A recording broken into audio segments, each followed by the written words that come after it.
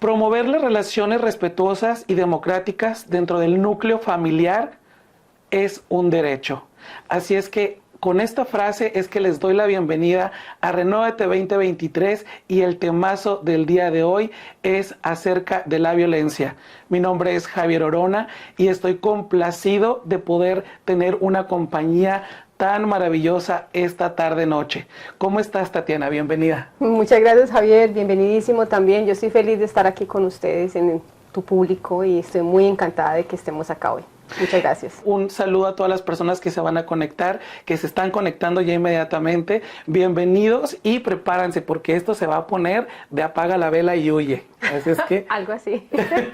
Claro que sí, Tati. Pues vamos a comenzar contigo. Hablemos de ti. Quiero que las personas que a lo mejor muchas que te van a estar viendo ya te conocen, ya saben quién eres, ya saben a qué te dedicas, pero quiero que hablemos también del humano, de la madre, de la esposa, de la hija. Gracias, Javier. Bueno, la mayoría de la gente me conoce como Tatiana, la directora de Mil Mujeres, ¿cierto? Pero vamos a hablar hoy un poquito, así que Javier me da la oportunidad de mostrar un poco quién soy yo.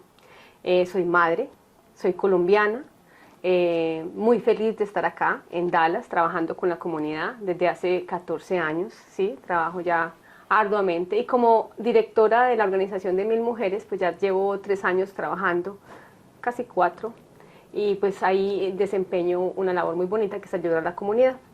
Como mujer, como madre, bueno, tengo 3 hijos, ya están grandes, ya pasé el proceso de adolescencia que es tan difícil. Es terrible, terrible, sí, eso. Sí, así que esa experiencia me la tengo ya en mi corazón. Casada y divorciada, felizmente divorciada también, fue un divorcio muy bonito. No fue un divorcio traumático ni nada de eso, así que también soy muy buena amiga de mi ex esposo y eso también me ha ayudado a fortalecer también mis vínculos con las personas con quien he crecido aquí en Estados Unidos, gracias a Dios, porque todos nos ayudan de alguna manera.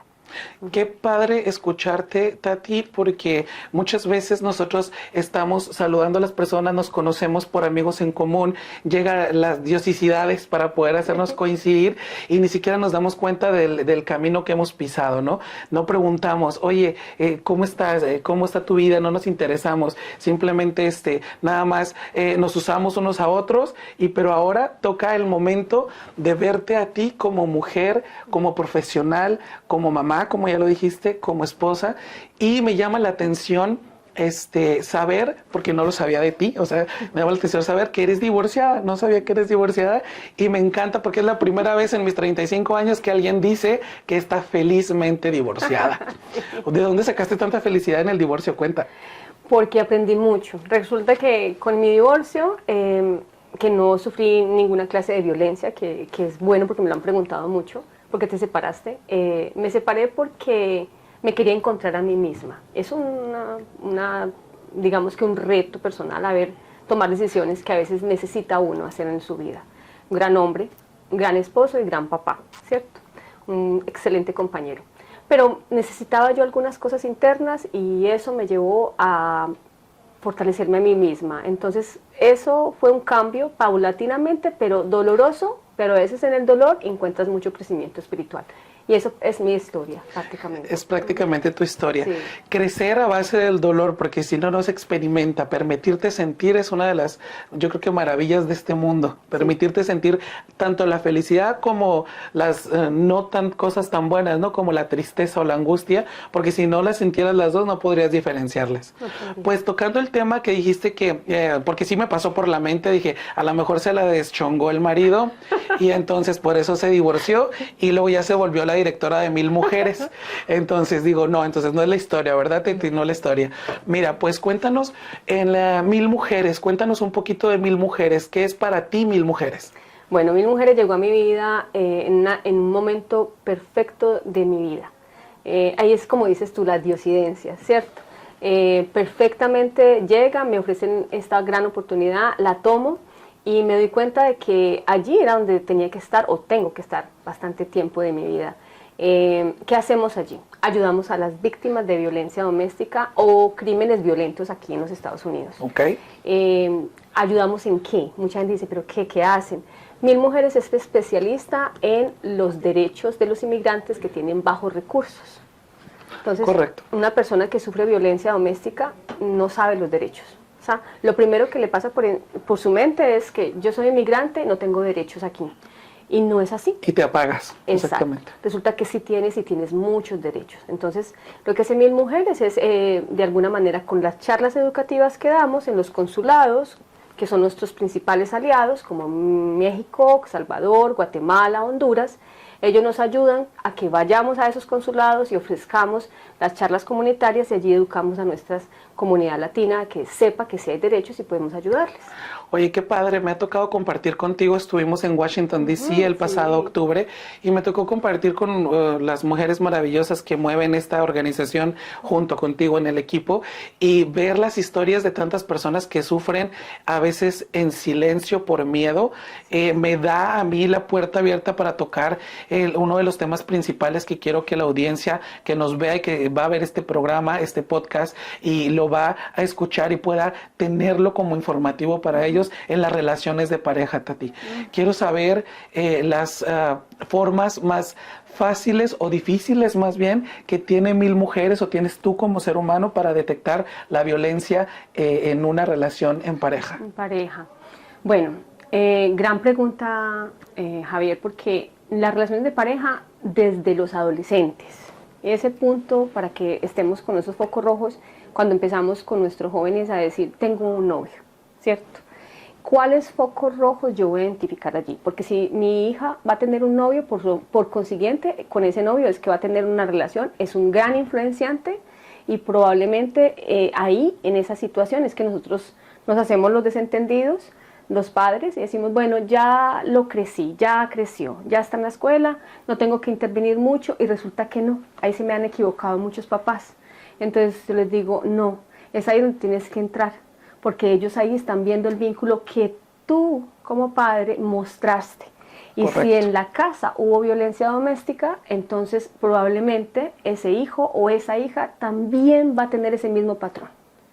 Ok, entonces, ¿crees que la violencia, el hecho de un comportamiento violento para el adolescente o para el hijo, en este caso que prácticamente venimos de un sistema generacional, ¿no?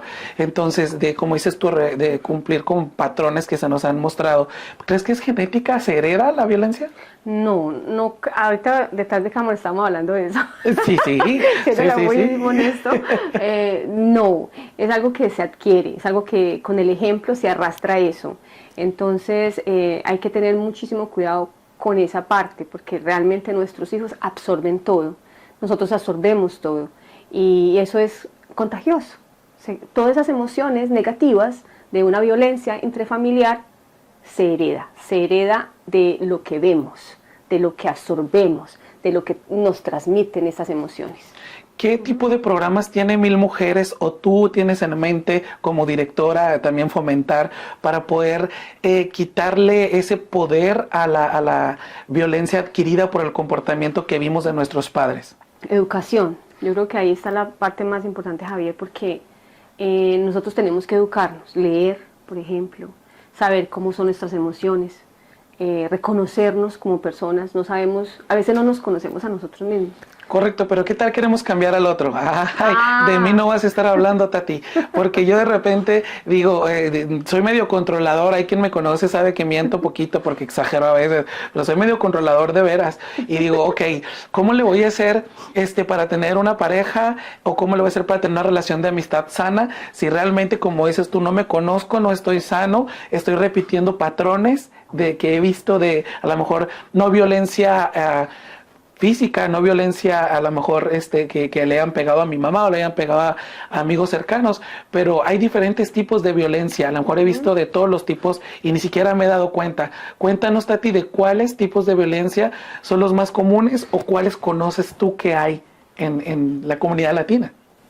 Uno muy común y que muchos de nosotros no nos enteramos es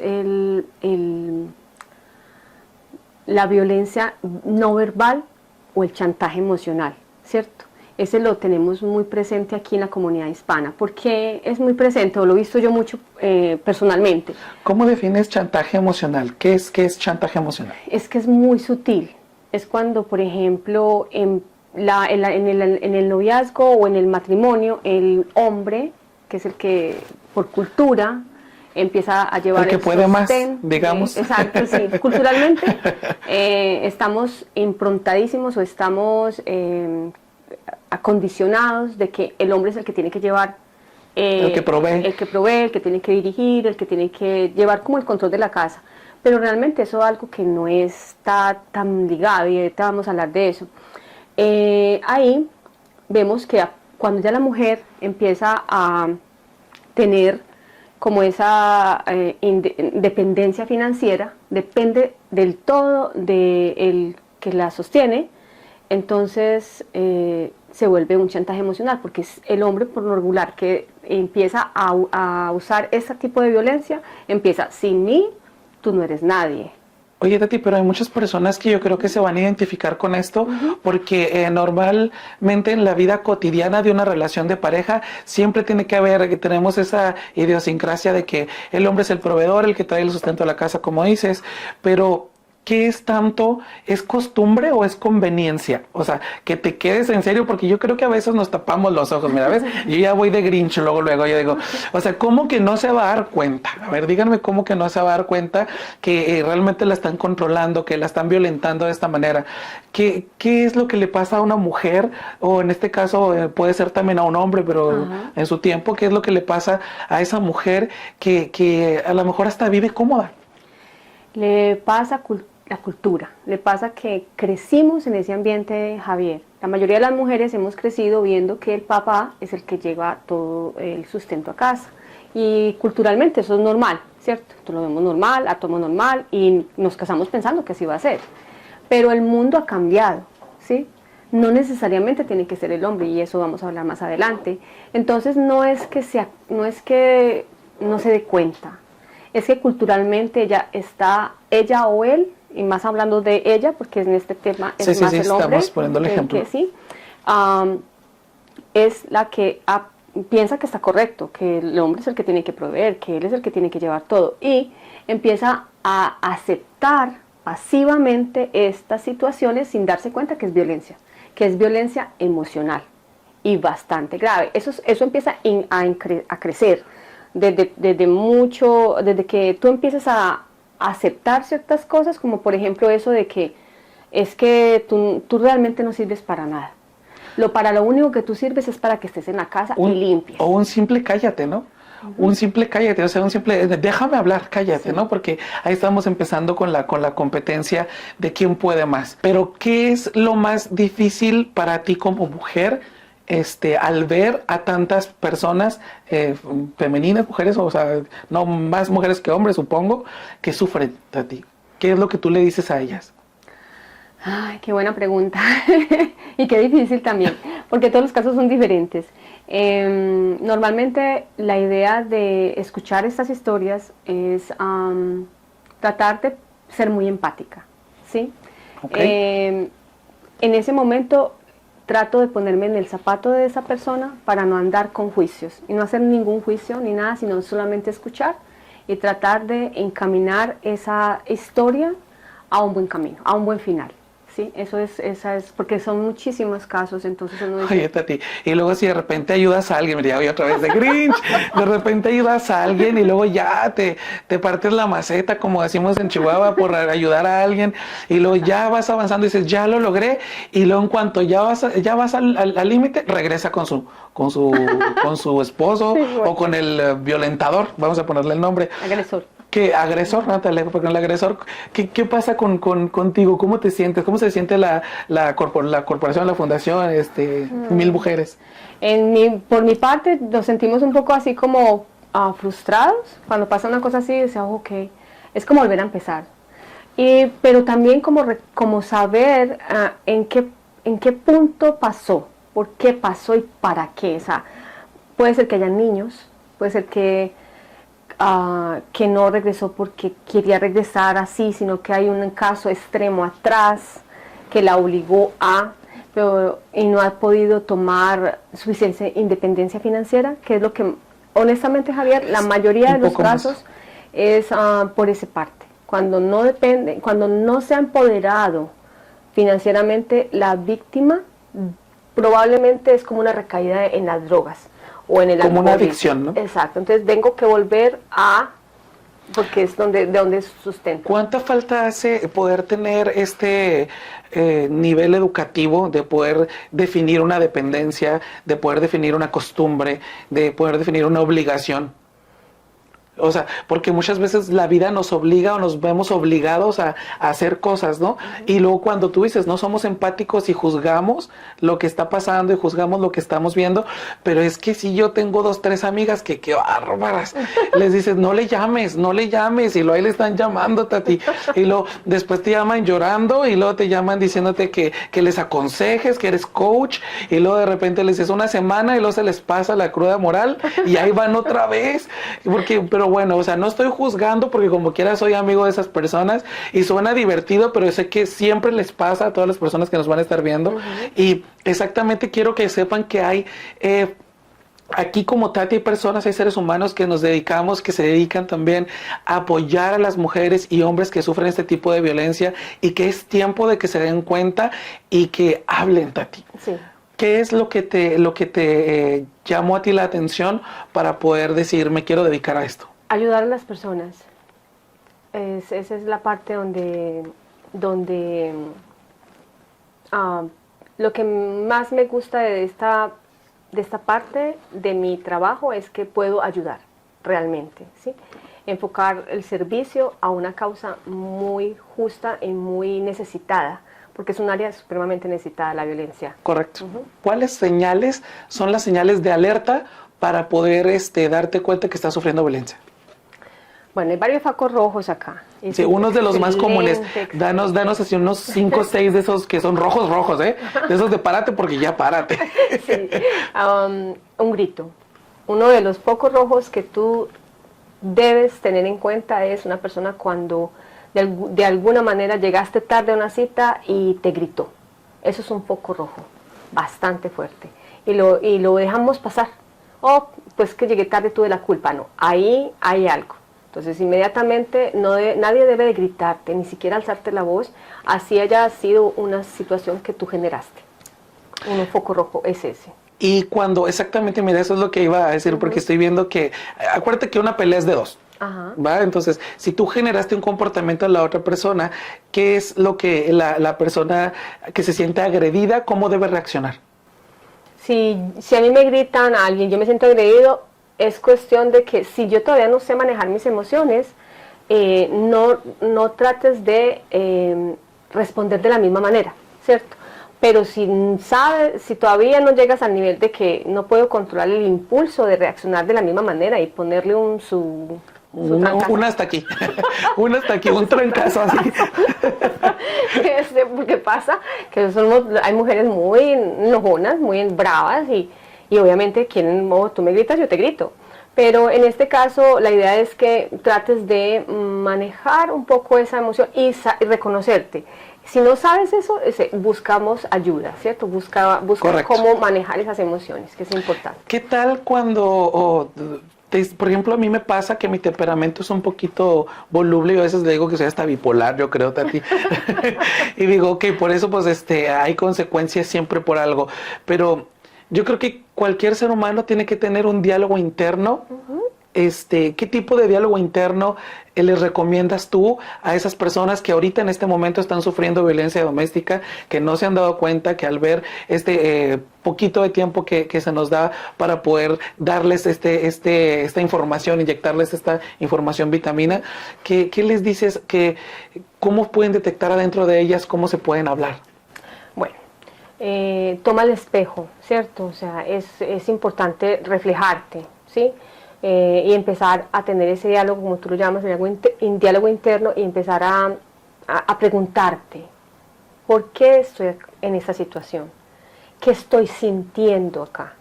¿Para qué? ¿Cómo puedo yo manejar mejor esta situación si no me quiero separar?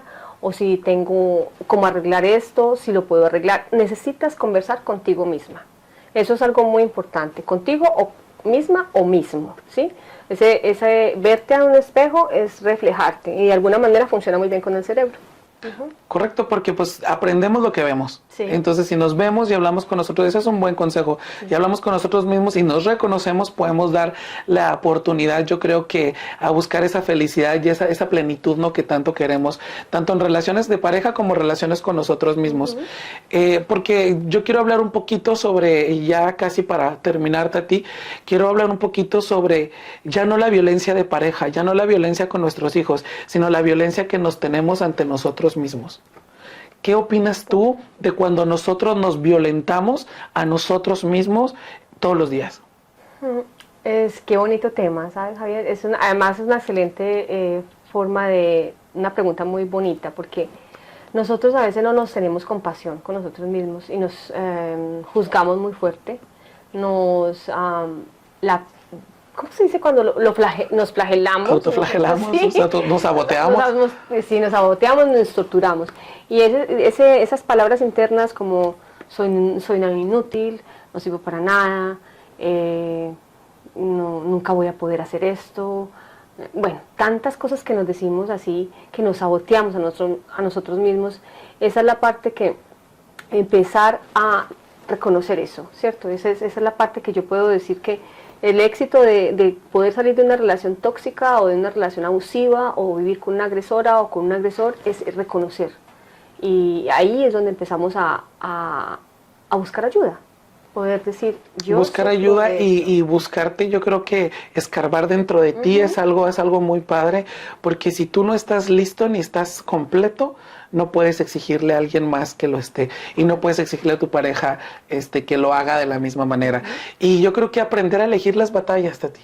Aprender a elegir las batallas, y yo creo que si ya te equivocaste por 25 años, pues o le buscas solución o realmente ya te quedas ahí, ¿no? Yo conozco personas que se quieren quedar y que están a gusto ya, que están a gustito quedándose con su tiempo y su espacio con su pareja, y digo, pues bueno, yo creo que ellos ya son felices así. Me conformo yo, aunque yo vea que no es lo correcto, Tati. Para continuar, Tati, pues mira, yo quiero saber el promedio que maneja 1000 Mujeres de casos de hombres con violencia doméstica o cualquier tipo de violencia, y de mujeres. Ok. Bueno, en el tema, por ejemplo, de números, que a la gente le encanta como saber cómo es que si tenemos, qué estadística tenemos a nivel nacional, porque 1000 Mujeres está en muchísimas ciudades a nivel nacional. Tenemos cantidad de casos de hombres. Digamos que hemos visto que los hombres normalmente no rompen el silencio tan fácil como las mujeres, pero hay muchos casos de no solamente violencia, sino crímenes violentos, porque las personas no saben que hay también esa parte. O hasta suicidios, Tati. Suicidios no entra en nuestra organización, pero obviamente pero es parte de la falta, sí. Exacto, sí, que podemos tratar en otro tema, sí. Pero, por ejemplo, números, vamos a hablar de un 80%, por ejemplo, de casos que nosotros manejamos en la organización es más violencia doméstica, ¿cierto? Entonces, el otro porcentaje es crímenes violentos, que entran dentro también del parámetro de que las personas reconozcan que se han sido víctimas de un crimen en un lugar, un establecimiento, situaciones que son ajenas a ti, son también parte de lo que ayudamos en 1000 Mujeres. A esos hombres que no se atreven a hablar, Tati, que se creen el mero macho y el más fuerte de la casa, y que los hombres no lloran, ¿qué les dice 1000 Mujeres? ¿Qué les dices tú como directora de 1000 Mujeres a esos hombres que siguen sufriendo también? Porque yo he visto hombres que sí sufren violencia y que la verdad tampoco las mujeres son tan santitas, Tati, no te hagas. Ya sé. ¿Qué les dices a ellos? Bueno, yo les digo que estamos cambiando este mundo. Este mundo ya no es un mundo solamente donde la cultura machista que se ha generado antes, hace muchos años, se dominaba por los hombres, que solamente el hombre era el que proveía, y el hombre no podía llorar, porque si lloras no eres hombre, y cuidado. Y te ves débil, y ahí vienen los seudónimos. Párate derecho, que eres, tú no puedes hablar de tus problemas, porque entonces no eres hombre. Ahí, eso ya no es lo que es. Hay que desaprender eso, que tienes muy metido en tu aprendizaje, y empezar a entender que eres un ser humano. Como tal, tienes emociones, puedes llorar, puedes sentir, Y obviamente si sufres de violencia doméstica puedes romper el silencio como cualquier ser humano y decir, no estoy feliz con esta situación y me tengo que recuperar y tengo que salir de esto y volver a empezar a fortalecer tu autoestima, porque los hombres también sufren de esta parte de que no saben ni siquiera reconocer su autoestima. Es una de las problemáticas que ni siquiera detectamos, que nos acostumbramos a vivir en ese estilo, ¿no? Lo adaptamos como un estilo de vida y como un hábito el no querernos. Sí. Y yo creo que la base aquí es, como lo comentábamos hace rato, Tati, sobre el amor propio, que no pueda nunca más la costumbre a un maltrato, a un grito, a una... hasta poder decirte una mala cara, porque eso también, sí. Un empujoncito de vez en cuando, un serio, ¿cómo te duelen los serios del no me habla? ¿Verdad? O sea, poder tener ese control emocional, que de hecho para eso se hacen este tipo de proyectos y de podcast, para poder que la gente tenga ese acceso a la información y que pueda tener esta oportunidad de conocernos, pues, y de ver que hay ayuda. Aprovecho antes de que se nos vaya, porque quiero que adelante, claro. Este punto también para decir algo en el tema de los hombres. Nosotros tenemos estos casos de que hay violencia intrafamiliar con los hombres y las mujeres abusan de este tipo de violencia. No está muy marcado y lo quiero dejar claro porque lo he visto mucho y esa parte que me encanta aprovechar esto.